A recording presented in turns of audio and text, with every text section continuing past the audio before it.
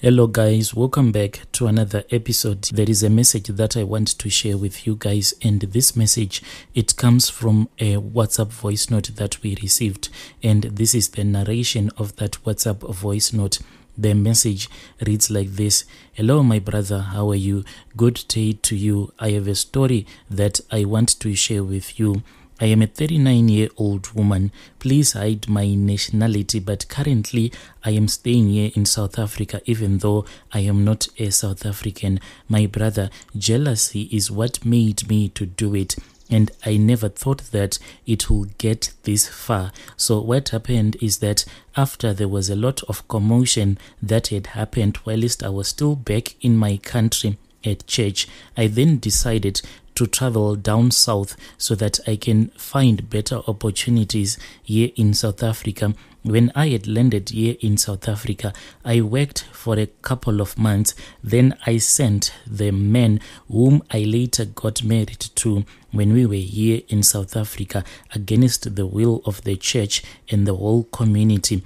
Our marriage, my brother, it seemed as if it was cursed from the day that we started dating, even though we had dated behind closed doors. But when we tried to let the whole church know that we were dating, then the church told us that it will never be part of our relationship because it was more like a taboo. But my brother, the man that I got married to and the man who died here in South Africa, he gives me a lot of sleepless nights. It is not like his ghost visits me at night, but my conscience, it is just eating me up alive, because there are many days when I keep on asking myself, if that man had never came here to South Africa, maybe now he will still be alive, taking care of his family.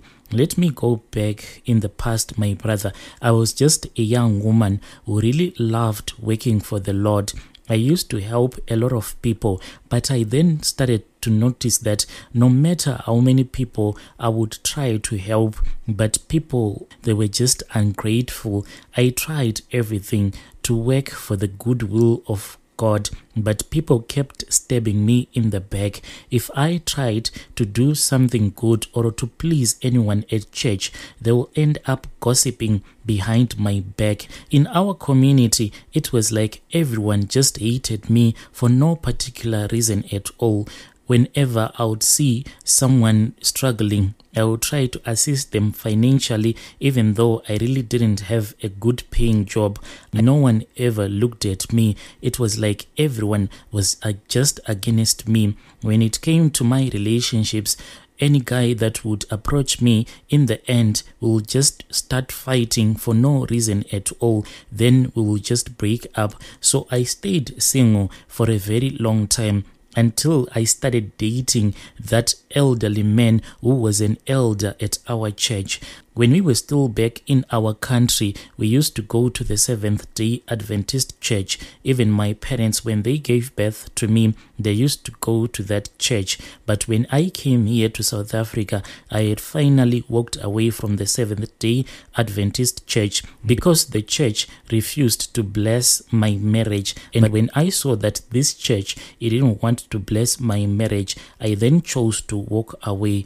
My brother, when I was still back home in my country, I will be the first one to arrive at church, clean and organize the chairs, but still I would get no recognition. Even after church, I will be the last one to leave church, but still no recognition. But I continued doing the Lord's work without bothering anyone. Until one day, there was this elder. He was quite an older man than I was, the man whom I later got married to. He approached me and he told me that for a very long time, he had been afraid to tell me that he loved me. He told me all the sweet words, and he said that he wanted to make me his wife. But my brother, I refused. And this thing, it shocked me, because this man, not only was he much older than I was, but he was the elder in our church. So when he said that he loved me, it totally shocked me. But he kept on telling me that his life back home with his wife, when his wife was still alive at that time, was unbearable, and his wife was very stubborn, and he had made a mistake by marrying her. He told me the history that had happened between him and his wife. He told me that his marriage to his wife, it was more like an organized marriage. The church had organized this woman that he eventually got married to. After they had gotten married to each other, he then found out that she was nothing but a very stubborn wife, but in public she would pretend as if she was a humble wife. But when they would be alone, sometimes he said that his wife would refuse to do anything with him. So he kept on begging for my love, but I refused. I kept on working for the Lord, and at that time I was dating this other guy. He was the same age as I was. He had promised to marry me, my brother, but it hurt me so much that after I had slept with him, he then chose to dump me. So that elderly man, the elder at our church, who later became my husband when we ran away from our country coming to South Africa, we used to speak a lot. Sometimes we would talk until 2 a.m. in the morning, where he would be in his house all this time when he would be talking with me on the phone. I don't know, but he will tell me that sometimes his wife would be sleeping on the couch watching the TV because she didn't want to make love to him. So the more that he told me about his problems, the more that I fell in love with him. I started to love him, and this is what we used to do. We used to go on 2 weeks fasting, me and that elder. The first week we would do something like a dry fast, then the second week we would fast but drinking fluids only. And the reason why we used to fast, it was because we wanted a revelation from the Lord. We wanted the Lord to tell us if this relationship of ours, if we were going to get into the relationship, if it was going to work.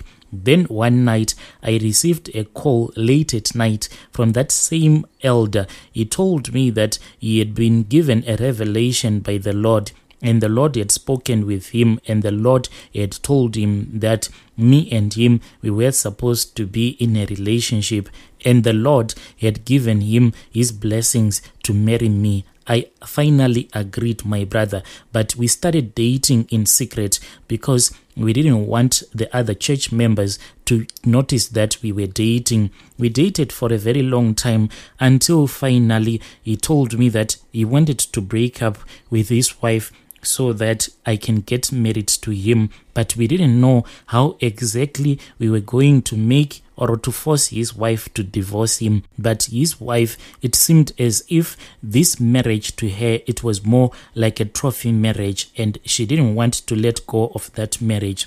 Then my late husband told me that we had no choice. We had to go and visit a traditional healer. We had to do this for the sake of our love. We promised each other that we would only go once to visit a traditional healer so that we can find a way to kick out his late wife from the marriage. And yes, we did. We visited this other traditional healer. This we did in the evening when no one could see us. When we went there, we were given some charms, and my late husband, he was supposed to bath with those charms so that his late wife can find him disgusting. So my late husband kept on bathing with those charms that we had been given by that traditional healer, and it worked because within a couple of months they started fighting until his late wife said that she didn't want to be in this marriage anymore. She wanted a divorce. But after she had divorced my late husband, she came back and she said that she had made a mistake. In secret, my brother, I went back to that traditional healer because I didn't want them to get back with each other because I had suffered so much for this relationship. It was not easy being the one who is seen in the dark, in the secret. I wanted him to come out in the open and tell the whole church that we were in love. When I went back to that traditional healer, the traditional healer did not explain all the things to me completely. He just gave me a needle and he told me that I had to stab this other mirror that he used for his consultation. So I just took that needle, then I started stabbing on the mirror thinking that I was saving my relationship. But within a short period of time, that is when I heard that my late husband's wife had passed away from a short illness. And me and my late husband, we were so much in love that people started to notice that there was something that was going on between us. Even though he had his kids, what we'll do is that after church, I would go straight to his car. Then I'll just get on the front seat so that he can take me home. People started talking because a lot of people, they would see us parked somewhere just talking, or sometimes just making out in the car, but not sleeping together in the car. So when the news reached the other elders in church, then they sat us down and they told us that our relationship was not okay and the church was not going to allow it. So we had to stop seeing each other. My brother, we refused and we told them that we were going to get married. They thought that maybe we were joking. We then went to the court so that we can arrange for our marriage. But the news reached the church elders and they tried to stop us, and they told us that the church was not going to bless our marriage if we were going to go ahead with our plans. So I made other plans to travel all the way from my country coming to South Africa. When I landed here in South Africa, I then found a very good paying job. Then I started saving some money so that I can send my husband and he would come and join me here in South Africa. When he came here to South Africa, things were okay, but I suspect that maybe some of his relatives, they were using some sort of charms on him, because out of nowhere he started to complain, and every day it was the same story. He would tell me that we need to go back home so that he can be closer to his kids, and I didn't want that. I wanted him all by myself, and I was struggling to fall pregnant for him. So I was just hoping that at least if we can have a baby, at least one baby, whilst we are here in South Africa, by the time that we will travel back to our country, a lot of people won't have any choice but to accept our relationship. But still, I could not fall pregnant. My brother, that was when I contacted this other traditional healer that was staying almost close to the place where me and my husband were staying at that time. When I contacted that traditional healer, he just gave me some charms. These charms, they were in form of a brown powder. He told me that each and every day when I would prepare a bath for my late husband, I was supposed to sprinkle that brown powdered charms into the bathtub. Then my husband was supposed to bath. So I did this, I don't know for how long. This powdered charm, it was in a small bottle of yum yum peanut butter. There is this peanut butter that is called yum yum. So that container was filled with this brown powdered charms. So each and every day I had to sprinkle a handful in the bathtub when I'll be preparing the water so that my husband can take a bath after work. When that brown powdered charms were finished, my brother, that was when my husband started to get sick. His whole body sometimes will get so swollen, and that is how he died. My husband started to get very sick. I returned back to that traditional healer. He gave me more herbs, but it seems as if those herbs, they were actually making my husband to become more sick, because his whole body started to get so swollen. Then one day he woke up, he could not talk, he could not walk, he could not eat. So I called an ambulance. My husband, he died on the way to the hospital, and they just said that he had a heart attack. He never told me what was bothering him. My brother, this thing, it is still on my mind. No matter how hard I try to move on with my life, but I keep on thinking about this whole thing. So when I tried contacting my husband's family back home in our country, and when I told them that their relative had passed away, then they told me that they were not going to assist me in any kind of way, because the money that was needed to repatriate his body, it was quite a lot of money. I had the money, but they told me that if I repatriate his body back to our country, they were not going to accept his body. So, my brother, I ended up burying my own husband. I was alone when I buried my own husband here in South Africa, but fortunate enough, at my workplace, people that I work with, they came and they assisted me, but it was quite a painful thing.